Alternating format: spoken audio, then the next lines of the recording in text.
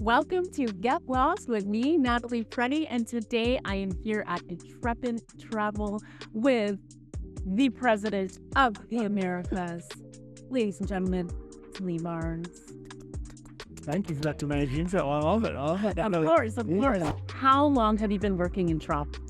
Been in travel 15 years.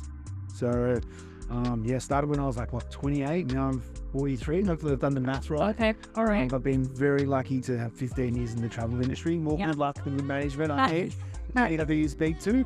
But what a great place to be and work and to live and be in the travel industry. So were those 15 years all with Intrepid? Yeah, all in Intrepid. So Wow. I'm lucky enough to grow with the company. I started off as a search and social media coordinator back in the day. So yeah, been lucky enough to grow with the company and travel to places like Nepal, Peru, Vietnam. Yeah, it's a great industry to me. Lots of great people, lots of amazing experiences, and excellent food. Excellent food. Okay, what's the best meal you've had on an Intrepid trip? Okay, that's hard. Let's say top 3. Top 3. Okay, most interesting. Okay. And culturally is a guinea pig in Peru. Okay. But just for the big family meal. We had a homestay meal. The family cooked and prepared roasted guinea pig. So it's not like all the cultural experience that goes with it. The other is dal bhat. Well, I was trekking to Everest Base Camp in the Himalayas, and dal bhat's like curry, lentils, rice, maybe some bread, papadum, and that's like what you have while you're hiking, and they call it what's it called, 24-hour Sherpa Power. Oh, wow. That's what they eat while they're on the hike. And then my favorite is the banh mi in Vietnam. Ooh, street banh mi, oh my god, just everywhere. That is no story, just deliciousness. Just delicious. Yeah. We know that Intrepid has trips all over the world. What are some of the highlights of trips for you? So not just food, but overall experience. Number one highlights being human. Yeah. And I think for me, travel is about connection and community and learning about other people. And everywhere I travel, I learn some truths about the world. Yeah. More alike. Yeah, and then people are, striving to work hard, have fun, look after their families, make the world a better place for their family and friends, and then spend time with people. And everywhere I've been, from Nepal to Morocco to Vietnam, America, Australia, that's true. Yeah. And going and experiencing that is something that I cherish. And then also to what I learned about myself. I always find that by traveling, going out into the world, something changes and I have a better perspective on the world. So for me, it's like what I learned, how I change as a person, and then getting to meet people. So much fun. Is there a certain destination where you have found that you really changed, that there was a moment? Yeah, nothing changed and challenged me more than hiking for 20 days in the Himalayas. I walked with my best friends and my wife. We did the Everest Base Camp hike, and it was 20 days, no internet, just with your friends, the stunning mountains of the Himalayas, our guides, the people you met at the tea houses along the way, and it really changed my life from that point on. It sort of showed how small and insignificant I was. I think that moment of being away from the internet, being with people that you love, and some amazing environment, like just helping you understand that you're a small part of a bigger picture, really just changed my life. So let's talk about Intrepid for a minute. They are a B corporation. For those of us who don't know what that is, can you explain? Simply, it's just a company that uses their business for a force for good. So that is the purpose of the organization, and you're trying to create value for all of your stakeholders. So not just financial value, but value for the planet, value for the community you interact with, and value for your employees. You are interacting with your staff in the right way. You're ensuring that where you have negative impacts on the planet, you're minimizing those, and you're making positive impact. And then the B Corp is a methodology of governance that goes in and audits your business and says, hey, Natalie, you're great in this, but actually over here you need to get a little bit better. And then you work on that, and that should make your organization better. And then you're creating value for more of your stakeholders. And then that business is being used for a force. We also want to be profitable, super important. Of course. You've got to have the profit there because it drives the rest of the business and helps you grow and do more cool stuff. But yeah, it's a really powerful way to signify to customers and partners that you do the right thing. And it's also really like an amazing auditing governance process that helps you better. I know that Intrepid is big on, it being B Corp, sustainable travel, responsible travel. What are some ways that that manifests specifically in Intrepid's group trips? Yeah, so the main one and the one that I love the most is the fact the way we travel locally in small groups means money gets directly into communities and business that needs it. And the most powerful driver of great tourism is that money gets into the communities that need it most. And that cash goes directly into those people so they can self-determine what they do.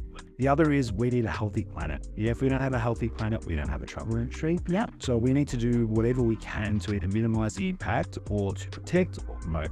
And at the moment, we're doing a lot of work around national parks because they're so important to the communities and countries that we're in Canada and the USA. And so we are raising funds through different charity organizations. We're sending, thousands of customers to these national parks, and we're trying to raise awareness of their importance to the country, to the communities, because if we don't have people going and we have healthy national parks, that means there's going to be less people engaging in nature, it means less money to those local communities. So yeah, it manifests itself in a number of different ways, but you'll see it on the ground on our trips with money getting to local communities, and then you'll see it the things that we're advocating for the change we want to see in the world. At the moment, we're doing a lot of focus on national parks. We believe fundamentally in diversity and inclusion, that our style of travel is for all, and we want every type of person to be able to go on our trips. Yep. And we're doing what we can to, create more female leaders on our trips, create more female leaders internally in our business. We have ethical marketing guidelines, so we represent different people from different walks of life, whether they're BIPOC creators, LGBTQI+, different types of people from different types of walks of life, and highlighting them in everything we do. So on our trips, you'll see amazing experiences getting made to economies, and you'll see our company advocating for the change we want to see. Are Canadians staying in the country this summer? Is that what the stats are showing you? Yeah, massively. Yeah. Canadians are prouder than ever before, and they want to get out and see their own country. We've had really big growth into the east of Canada, into the Maritimes. We just added another 10 departures on our Maritimes trips. They're up over 50% in different trips around Canada, and our Best of the Rockies trip is performing really, really well. So we're seeing more Canadians travel in Canada than ever before. Yeah. But it's an amazing country, being an Australian that's lived here for a long time. An amazing experience going to Halifax, out to BC, Alberta. So there's some beautiful national parks, great things to go and see. And where else are Canadians going in the world right now? Vietnam. Vietnam, incredibly popular. Yeah. No one's going there more than Canadians in our global business. So the growth from Canada to Vietnam is bigger than the USA, Australia, the UK. Wow. So, they're wanting to have that fan me. I spoke about it right there. Yeah. And now it's going to go up even more. That's right. That'd be good, please. Yes. Yeah. So that's really the big driver. And then also too, Canadians are more adventurous. So seeing Canadians wanting to trekking, cycling trips, so not so much the destination, but wanting to go and have a more adventurous style of holiday. Canadians are doing that more than anyone else in the world that we see. Yeah. And cycling in particular, Canadians to get out and be more adventurous. Are we seeing a large increase in group travel as well? Yeah, I think the market is definitely moving into probably three categories. More people are wanting to travel in small groups. Yep. I think the move away from bigger groups, and particularly in small groups. Yeah. And then also people wanting to travel with a small group for a bit of safety and guidance. So people may have traveled individually and now looking for a smaller group experience. Seeing people wanting to travel more sustainably, or with businesses that are having positive community impact or reducing their environmental impacts.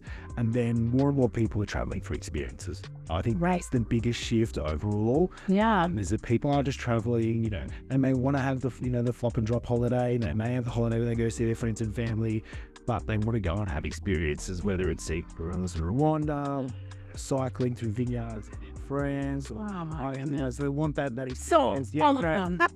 Canadians also are not only traveling in Canada, but they're going abroad, into Europe, into Asia, and they're wanting to have experiences. When it comes to new routes, new experiences, whether it's cycling or the rail, as you mentioned, what is coming up for Intrepid?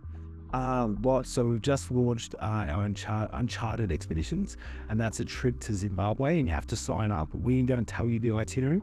So it's super, it's a test case for our trips there. Yeah, it's so cool. So they don't know where they're going. They just know they're going to Zimbabwe. They don't know where they're staying. That's right. Do they know there's like a certain level of accommodation, or is it a combination? It'll be a combination, but they'll roughly know what's happening there. Okay. How many days it is. They'll know their start and end point, so they can get in and get out. Okay. But the rest is as a little bit of a mystery. Wow. So I'm really... Do they have clues? We do give them a little bit of breadcrumbs, but most of it's left to the imagination. We're developing more and more domestic products. So products here in Canada and also product closer to home in the USA. Yeah. So, trying to go to more national parks, to taking people to where they want to go. And then also developing more premium products. So we're seeing people wanting to have a really great experience, and they want to have a bit of adventure, but at the end of the night, maybe they'll have a nice glass of wine, a comfy bed, and that. So that's probably been a big shift in small group adventures, is that people still have that very adventurous appetite, and with a nicer bed to rest on it in the evening. So that's probably a big trend, and we're catering to that more and more and developing great experiences, but with maybe a nicer bit of a calm at the end of the day. Is there a demographic that you're seeing traveling more? I think we're seeing growth across the board. I think the generation that's traveling the most right now, and we're seeing most of the growth, is women over 50. Yeah, and they're traveling more than ever for a number of different reasons. I think more financial security. They're not waiting for anyone. Yeah, they're going to divorced or the partner's dead. Yeah, okay. All right, I've got some rapid fire for you. Good. Okay, so these are 4 questions, right? So I'm going to give you, I'm going to say this or this, and you have to give me the answer. I can't think too much about it, and you can't say, oh.